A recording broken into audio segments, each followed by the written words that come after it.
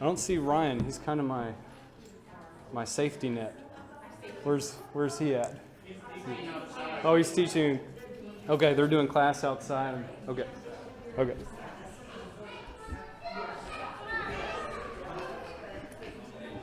are here. Yeah, the rest of them. New position. Jay, do you care to shut the doors, kind of dampen the sound?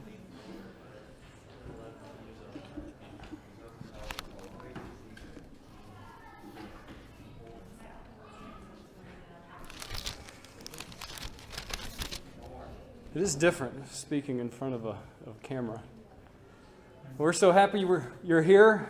We're studying 1st and 2nd Samuel. We're beginning today, which we're going to do some introductory material. I'm going to try to, I've formed the class in a way that it's going to focus on our Bible study method and how we're going to allow God to reveal what He wants us to know from the Scripture. So we're going to look at the Bible as simply as the book of 1st and 2nd Samuel. We're going to look at those books as simply those books. We're going to gather some of the whatever our history is that we know just off the top of our heads of what we've remembered from past classes on Judges, Ruth, and Kings, and just kind of put it in our general timeline and understanding of what we're about to study. The first thing I'd like to do is bring to your attention something that you have that's God-given and that you're able to exercise throughout this. So I'm going to build up your confidence here in your ability. Okay? So what this experiment is going to test your memory. Okay, everybody feel good about your memory? Everybody taking their memory pills? Nobody's got dementia here, thank goodness for that. But we've got a lot on our minds. I know that stressors of life are trying sometimes, and because of those things, we forget. We're just mindful of those things instead of the other things that we might want to rather be mindful of. And so, I'm going to tell you, you've not lost your brain. You've had children, or you're just stressed. You've got other things going on. So watch these few images, and we'll see if you can remember all of them. Okay? I'm going to show you, I think it's 7, okay? So concentrate.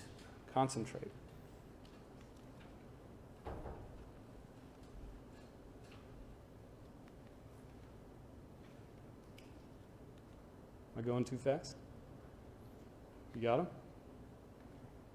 Remember the first one? What was the 4th one? Okay, was that 7? I think that was. No?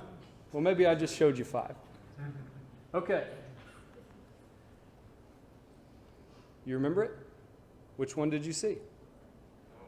The dog? Okay. The dog was the first image, right? This is the test. All right, which one did you see? Owl. Very good. Now which one? Okay. Okay.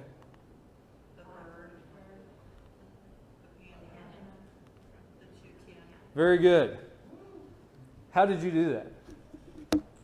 You remembered every single one of them without mistake, no flaw or anything. How in the world did you do that? Well, it's a simple act of contrast. What did you say? Pressure. Usually I crumble under pressure. It's the simple act of a contrast or a contradiction or something opposite or a difference. And not all of them were opposites at all, really. They weren't opposites. They were just something different. It was a contrast. Okay, did you see any patterns? Did you notice anything there? To help you remember the first image, the first 5 images. You notice anything?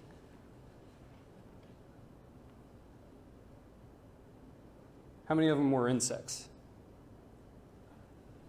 None. That's right. But then in contrast, how many of those were insects? Almost all of them, right?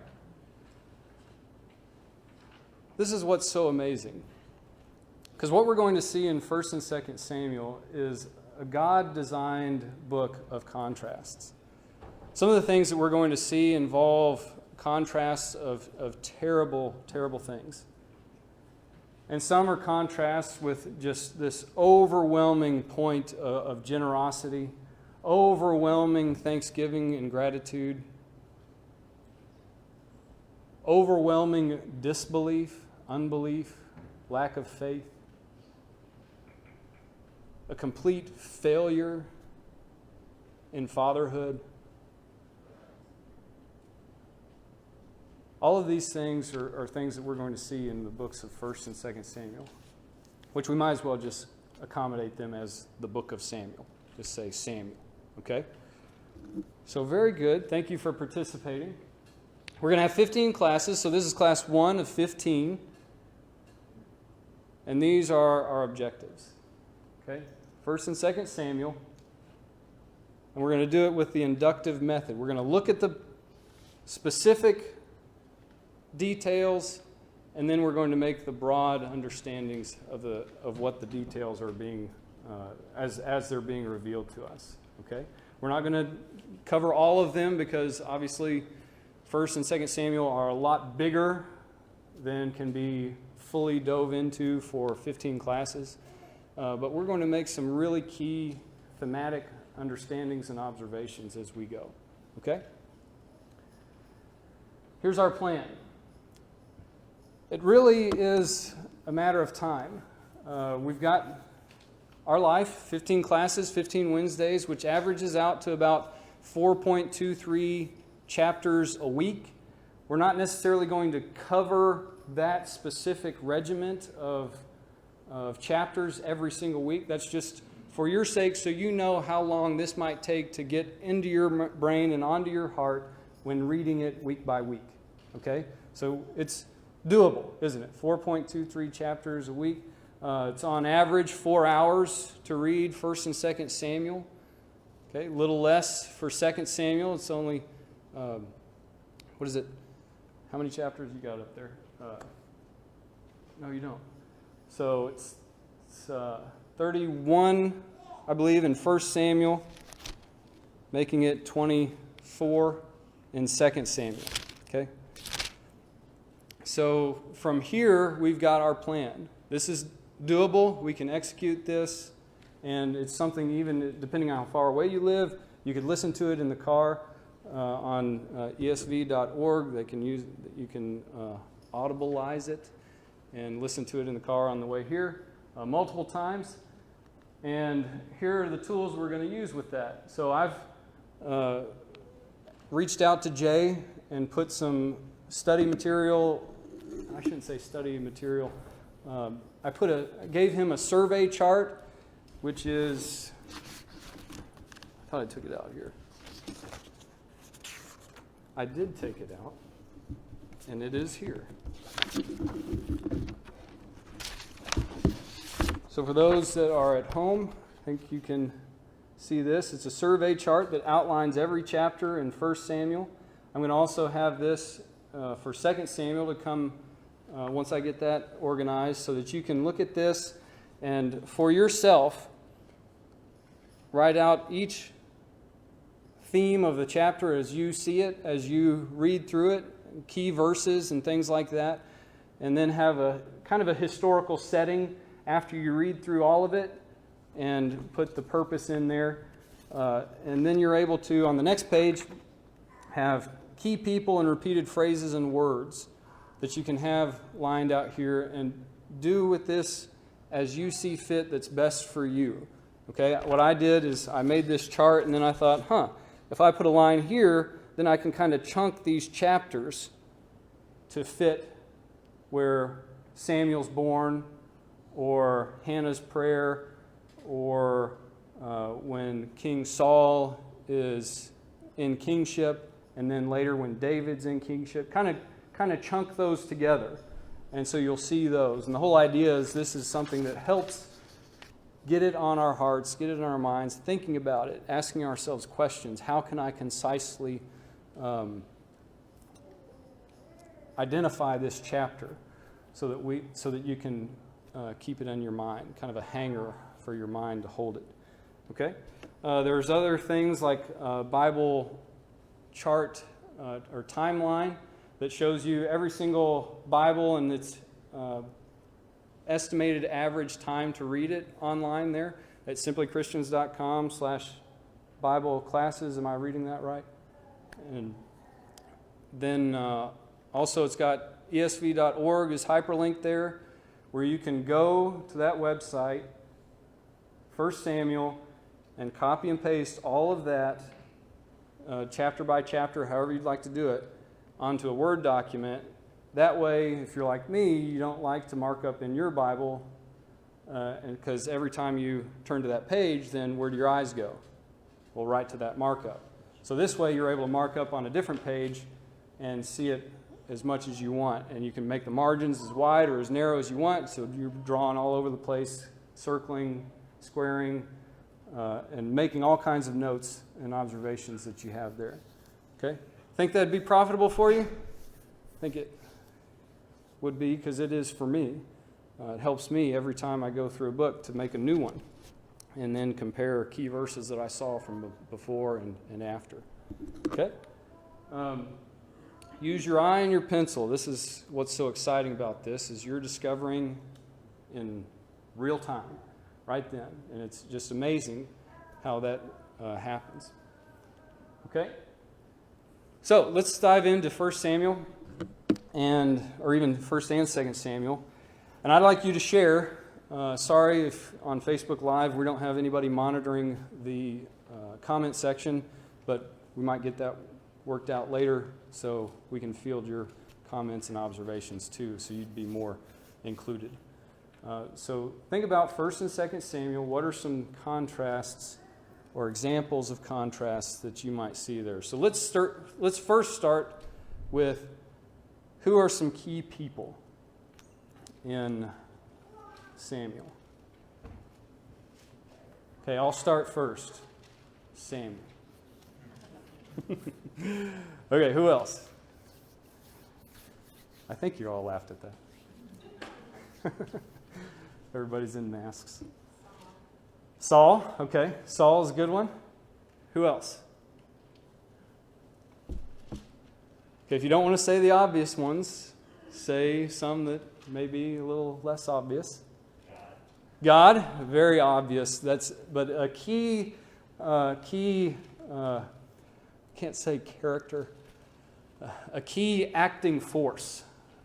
There's all kinds of ways you could say that. I'm sure there's better ways to say that, but you cannot read and get the full effect of your reading without remembering that this is God's story for another key person in the story, or being brought into the story, us. Okay. All right, who else inside 1 and 2 Samuel? David. Yes. Jonathan. Nathan. Hey, who are these people? I know. I'm asking you to contrast while trying to stay within this parameter so I'm not walking out of the camera. Okay. So, yes, David is a contrast to Saul. We're going to see that bold, big and bold. Okay? So we've identified a lot of individuals. So what about nations? What nations do you remember in these books, or that come to mind? Philistines. They are a big deal in this book. Okay, who else?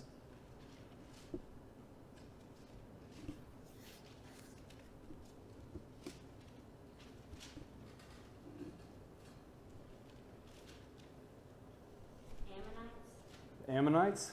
Okay. What do you remember about them? Don't just say different nations. Say it with some context and background, okay? What did you say, Becky? Amalekites, that's a huge one too. There's a lot that falls out of that.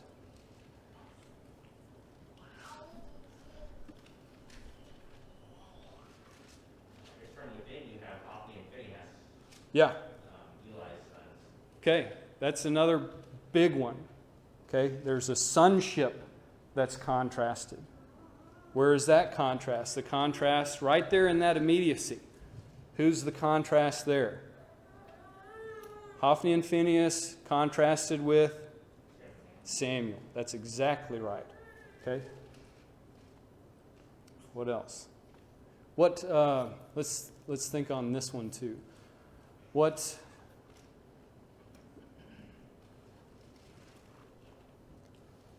can I word this without giving it away? I'm trying to say what intangible things are contrasted. Does that make sense? Like character, things like that. I've mentioned a few, and some of them are with people that you guys haven't mentioned yet. I'll slide in a hint. Follow David as he's running from Saul. Okay?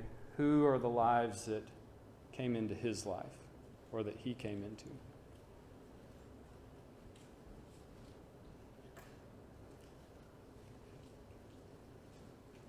Okay, this is good because this is exciting for me because I can't wait to reveal this to you. I remember it wasn't Trace Grant,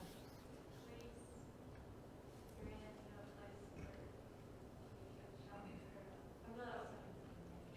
That's after one of the, this is going to be awful, one of the giants of the story, the history, okay? Didn't even name, okay? Okay, I'm reading your mind. You're thinking Goliath, right? Come on, guys. You got it. Goliath was one that after that is where he went to the priest to get the sword to protect himself. But beyond that, biblical concepts, biblical characteristics seen in husband and wife that David had dealings with. Do you remember them? Ooh, very good. Whoa, there's two pair. Is God trying to show us something here? Why is he doing this so much in 1st and 2nd Samuel? He hits it hard in the very beginnings with some concepts, and then he just keeps going. These contrasts. This is this way, this is that way. This is what's happening here, this is what's happening here. And it's almost this, like he's taking a message, and I don't want to reveal what I think the purpose of the book is, because I want you to discover this while you're studying. But it's like he's taking a purpose, and he's taking some dough, and he's just folding it here, contrasting it here, folding it here, and folding it here, and folding it here, and it's all for this one purpose. And he's folding it here, and he's making these layers of opposites and contrasts and different responses of how you should respond or how they should have responded, and these problems that they're facing, and how this person dealt with that same problem, and then how this person dealt with that same problem. Okay, you see these things, you're going to see them over and over, and I'm really holding back because I want to let you have that so that when you start going in and reading this, that things just start popping out that you've never seen before. Yeah, go ahead. Kevin pointed out this contrast of God's kingship versus man's kingship. Oh, man. Yeah. I mean, that's the 2x4 in the face, right? God's kingship, because what does he say when they ask for a king to be like other nations, where all of us are saying, whoa, whoa, whoa, don't you guys see the sirens? Don't you hear the noise here? This is wrong. This is the wrong direction.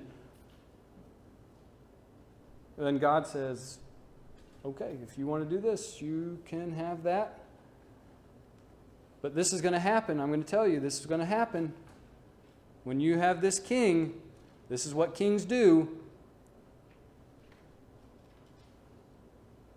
And then how does God contrast that? Even though he puts it in place. He's going to have a king that's going to be what? one after his own heart. So he says that after Saul has already been established as king. And so that's one of the reasons why I'm not giving this big introduction and background and telling you all that you're going to see. Because God doesn't straight out tell you all that you're going to see. He's going to let you see it and say, now that you've seen this, now that you've read this, now that you've felt the confusion and why in the world are you doing this, then God's going to drop in the reality and understanding for you of, I'm going to make a king after my own heart. He's going to be the one that I'm going to show you the way with. Okay, see that? Isn't that so cool? I mean, you see that, and you see that for the first time, and it's just flooring. And then when you're studying the Bible after you've read it a few times, and you layer on these other concepts that God is teaching you, and you start seeing new things, things that are deeper, things that speak to your heart in a different way, a different perspective, a different understanding. And that's what I want you to allow God to do, is draw you up to this new understanding. And isn't that what it's all about, this coming nearer to God? Isn't that what James 4, 7 and 8 describe? Flee from the devil and he will flee from you. Draw near to God and he will what? He will draw near to you. Isn't that just so profound?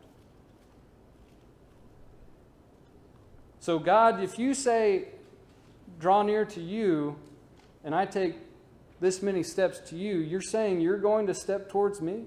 He says, yeah.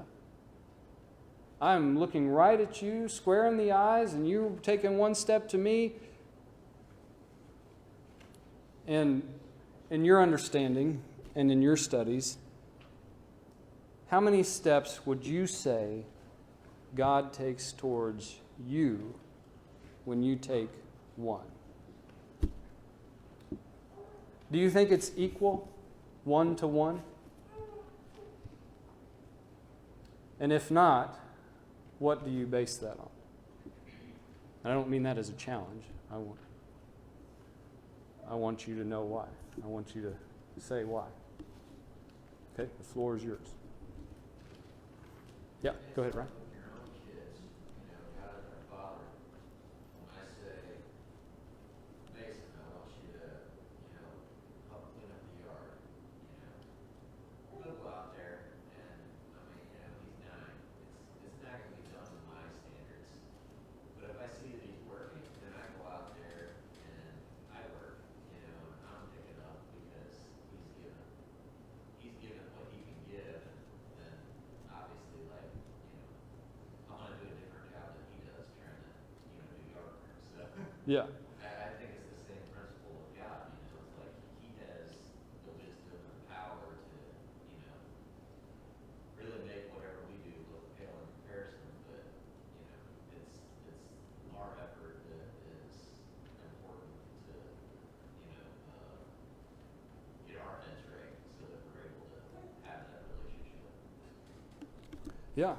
For those at home and for those that didn't hear, Ryan is pairing this with the concept of fatherhood. And if a son goes to work for him, he's referencing his young 8-year-old, 9-year-old, 10, 9.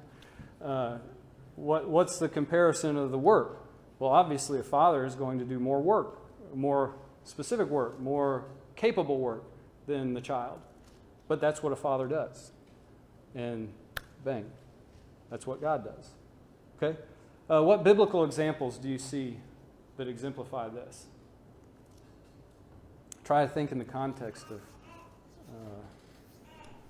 1 Samuel. I don't want to make it too narrow. Think in the Old Testament. I want to try to give you a direction to shoot in the Old Testament. you've got a contrast that leads into, I'm taking it away from you. I can't resist. It's so hard because you're not speaking up right when I stop talking. I'll stop. Go ahead.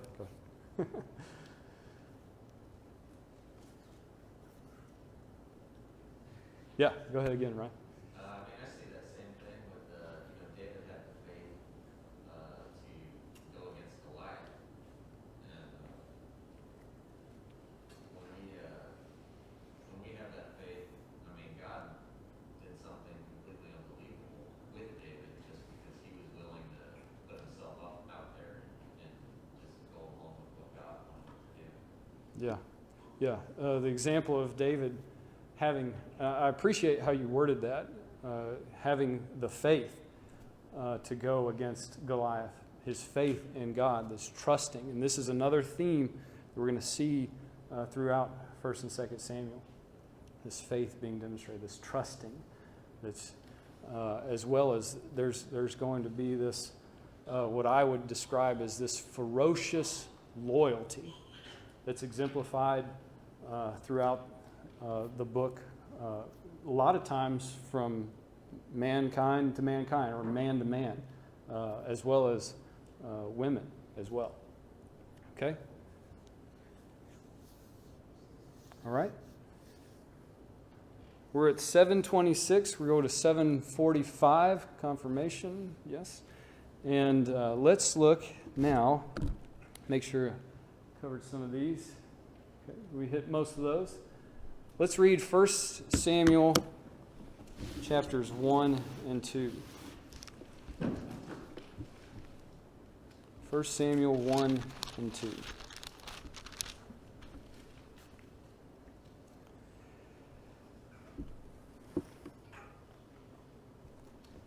There was a certain man of Ramathaim Zophim, of the hill country of Ephraim, whose name was Elkanah, the son of Jeroham, son of Elihu, son of Tohu, son of Zuph, an Ephrathite. He had 2 wives. The name of the one was Hannah, and the name of the other Peninnah. And Peninnah had children, but Hannah had no children.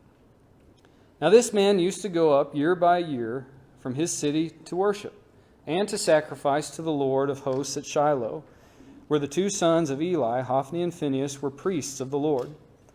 On the day when Elkanah sacrificed, he would give portions to Peninnah his wife and to all her sons and daughters. But to Hannah he gave a double portion, because he loved her, though the Lord had closed her womb.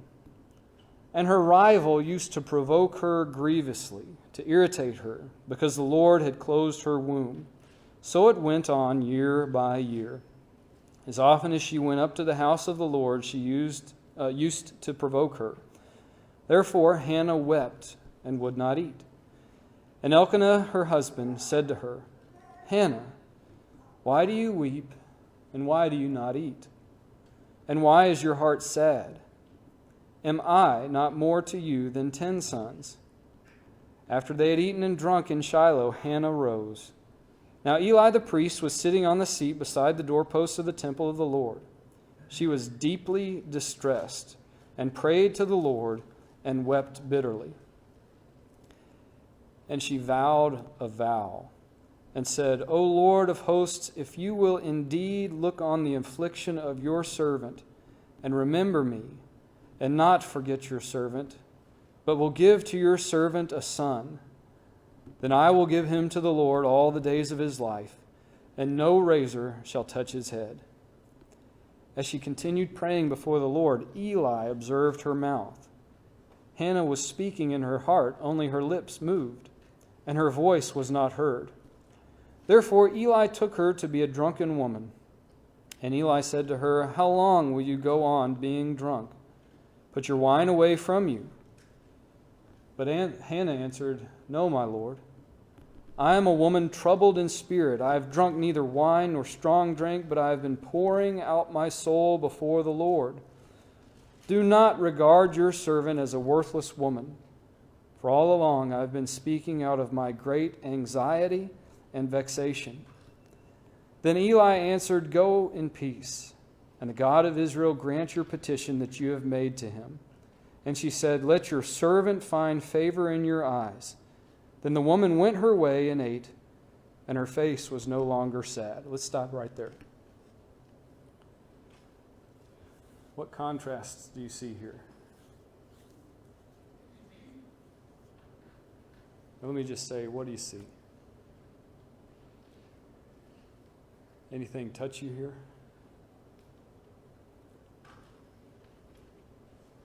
Eli's perception versus reality. Yeah, how's Eli seeing? Eli's perception. How is Eli seeing?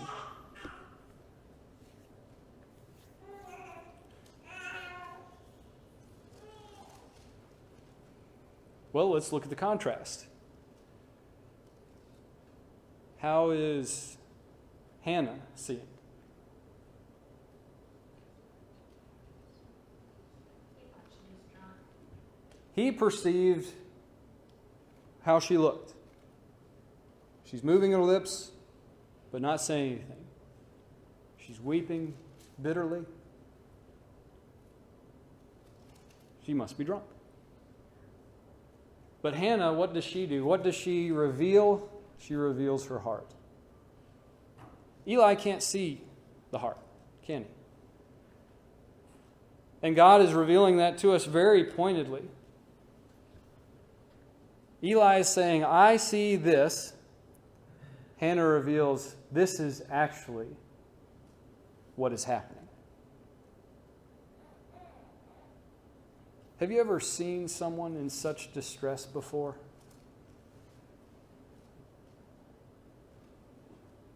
I mean, I remember one time when just driving my car, just driving somewhere. I look out the window and then I just see this person just bawling their eyes out on the phone. Just wailing. Back bent and then crumbling down. I don't know what news they got, but they were in distress. Weeping grievously. Pouring out their heart of this pain and agony. Have you ever been there? What else do you see? Her sister, Hannah's other wife, Yeah. Penina, who was less than sympathetic to her plight. Oh, man. You're sugarcoating it. He said, Penina, however you would like to pronounce that, we know who you're talking about. She's described in Scripture as a rival. Who would, what does the text say? How does the text describe it? I mean, this is rough. What's the text say? She provoked her severely to make her miserable. What's that make you think of? Siblings? Getting at each other? Provoking grievously. How often did this happen? And when? When was this happening? Or we might say, when does God decide to reveal this happening? In verse 7, it says it went on year by year. Year by year, when they're going where? They're going to worship. Now, does that just destroy the whole attitude and mental thought of going to worship when you've got this person who is just having all kinds of honor simply by the act of having children, bearing children, bestowed upon her, blessing upon blessing, and all Hannah wants is just something to latch onto, a son, because she's barren, and then provoked every single time of the yearly time that they go to worship.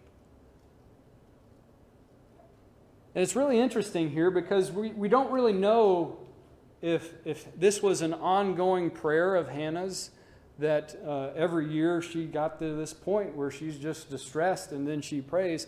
But God doesn't tell us that. So what we're left with is, this is a point where God decided to put the memory of Hannah's distress here. And it's almost like it's a point of hitting rock bottom. It was no fault of hers. It was simply how she's made by God. And how this is unfolding for her is just awful in what she's experiencing.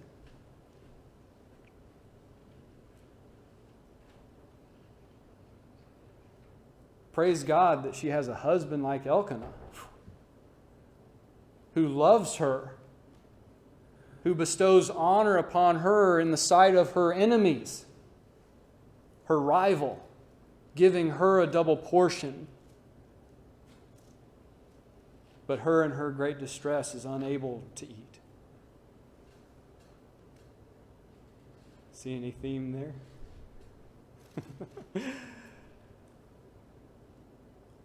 There's times in our lives where it is hard. Where we run out of tears. And it gets to a point where it's you just have nowhere to turn, and you've tried everything you can, and you've exhausted all your resources, and then you just break down and pour out your soul to God. And it's as if God is just waiting for this moment. Finally, Hannah, I've had this blessing for you. I've wanted you to come to this point in your life to depend utterly upon me. We don't know if she hadn't before. But the reality is, here God is giving her such tremendous honor of her tremendous faith. Faithfulness that she cannot do anything. All she is receiving is oppression from her rival that is consuming her mind. And wives and women, if in my mind, this is what I perceive of what you're thinking of Elkanah when he says, "Aren't I as much better to you as 10 sons?" It's like, Elkanah, you're missing the point. You're missing the point. Yes, you are. You are. You are of great value. Like 10 sons, but I don't have 10 sons. Yes, you're like that, perhaps, but you are not that. She has to hold it.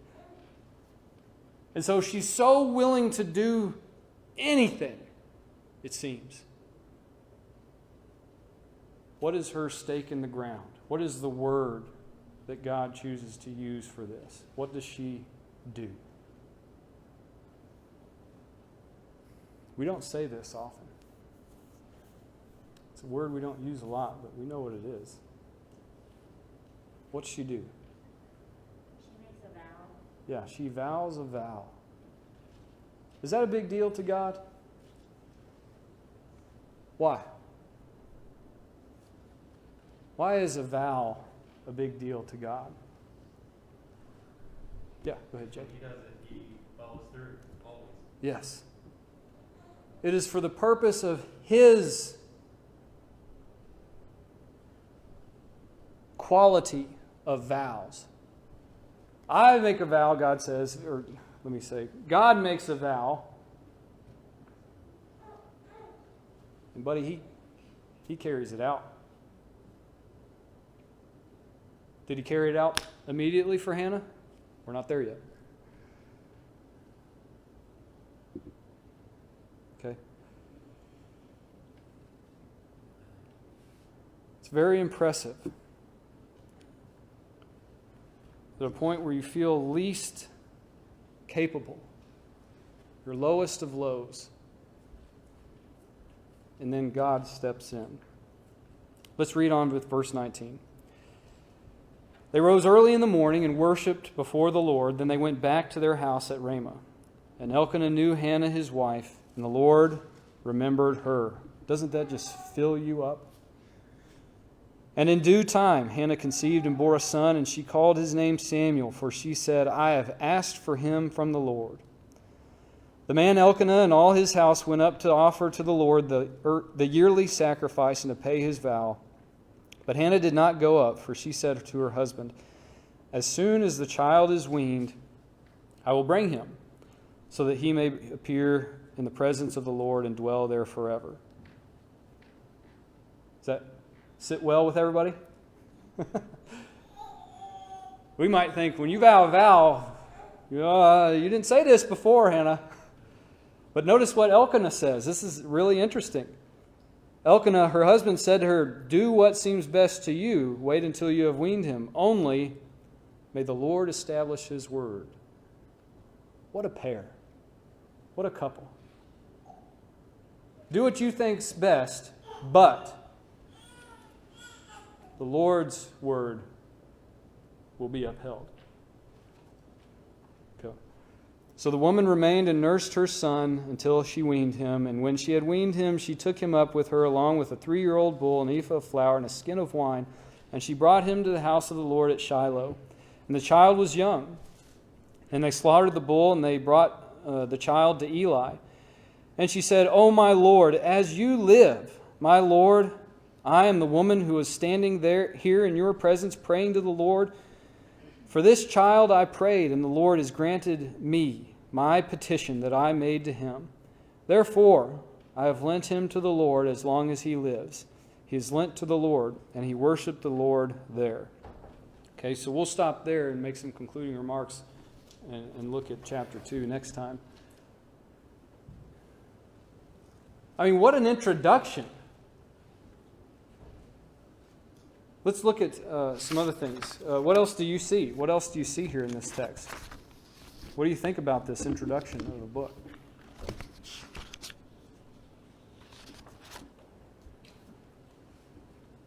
It's interesting how she's very specific and intentional in her prayer. Yeah.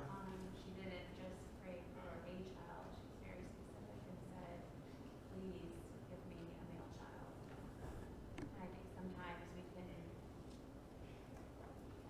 discount like the directness that we can have with God and say like, this is what my heart, this is the depths of my heart, and reveal it all. He already knows it, but it's like, she puts it all out. Yeah. And it's almost like she's very pointed, very direct is what she's saying, very specific in what she's asking for. And it's interesting, I'm curious to know if in our generalities, yes, we can pray in generalities, but when we pray alone, like Hannah is, it's very interesting how sometimes in our generalities we catch ourselves in thinking, whoa, that's a pretty general prayer. Maybe I need some more self-examination to specifically address some things. And I wonder, too, is that what God was waiting for with Hannah? For this depth of self-examination? But what are you willing to allow your faith to go to? Oh, you'll lend your son to me for his whole life? That's a deep vow. That's a deep self-reflection. Okay?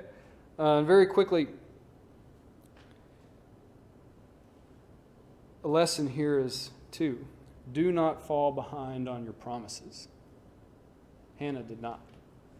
We saw a little delay. Okay? There's much more to be said. We'll stop there at 7. We've got 30 seconds about. Anything you'd like to add in that time? Observations? Okay. All right, we'll stop there. Thank you so much.